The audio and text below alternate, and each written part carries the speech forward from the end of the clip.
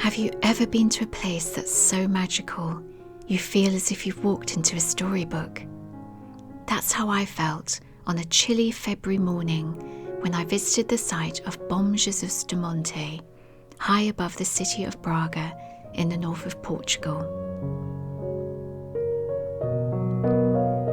I was there with a tour group on a day trip from Porto, and in typical introvert style, I slipped away on my own as soon as I could.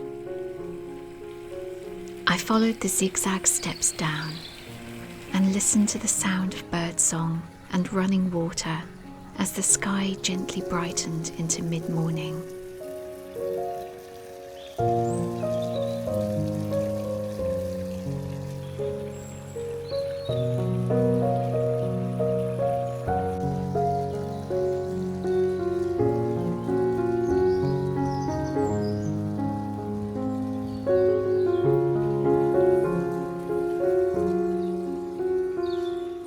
And I gazed at the scenes from the story of Jesus in the small chapels along the steps.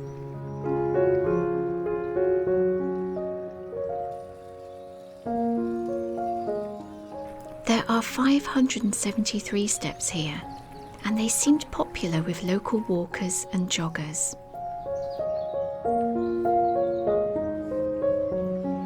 I couldn't help noticing this rather startling water feature, and it made me look closer at the others.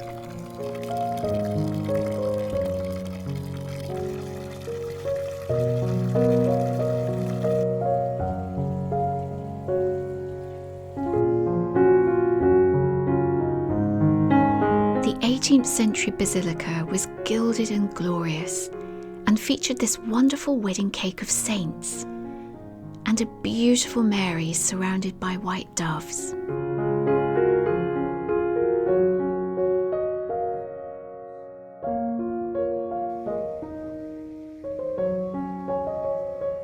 I wish I'd had longer here, but it was time to head into Braga.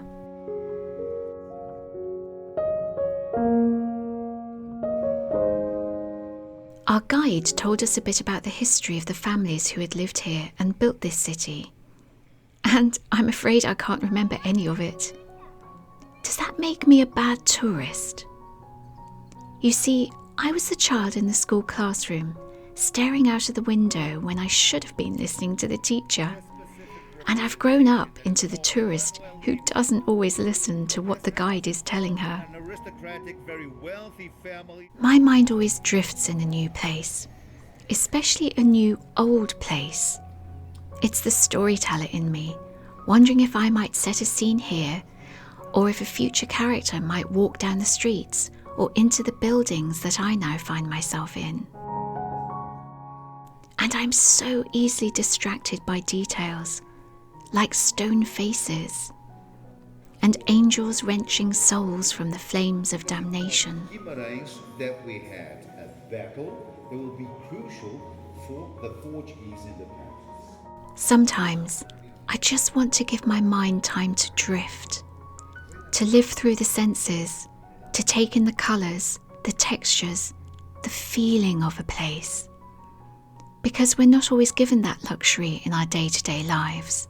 That's one of the reasons why I love travelling, because you've allowed yourself to step out of your ordinary life and given yourself permission to switch off. And I don't want to fill those precious moments with a lot of dates or facts that I know I'm not going to remember. For me, it's enough to appreciate that the gold interior of the cathedral is echoed in the filigree jewellery in the shop windows, and that the early afternoon light highlights a slash of blue tiles high above the green ones.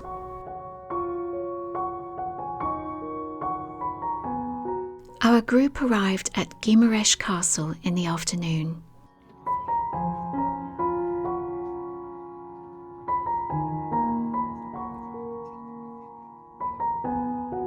We met a beautiful cork tree and an olive tree.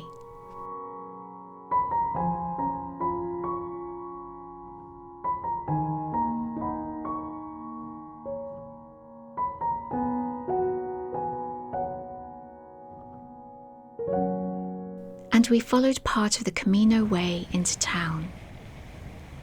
The scallop shell marks the way for pilgrims and tourists alike.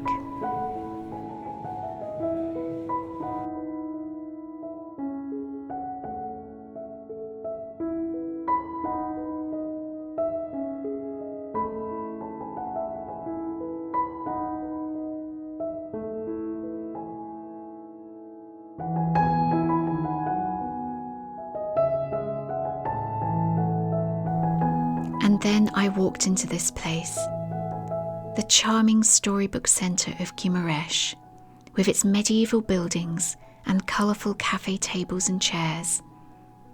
And I really can't tell you much about its history because I was too busy just looking. But I can tell you this: it's the loveliest place to sit, to sip a drink, to chat with a friend, to meet the locals.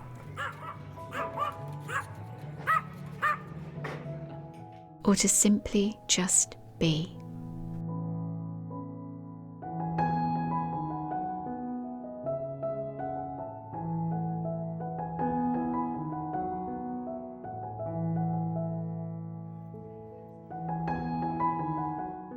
And that's what travel is for me. I'm not in a classroom anymore. I'm free to roam, to explore the back streets, and be nothing more than a happy observer. Thank you so much for watching. If you've enjoyed this film, do click the like button and subscribe to the channel to join me on future adventures.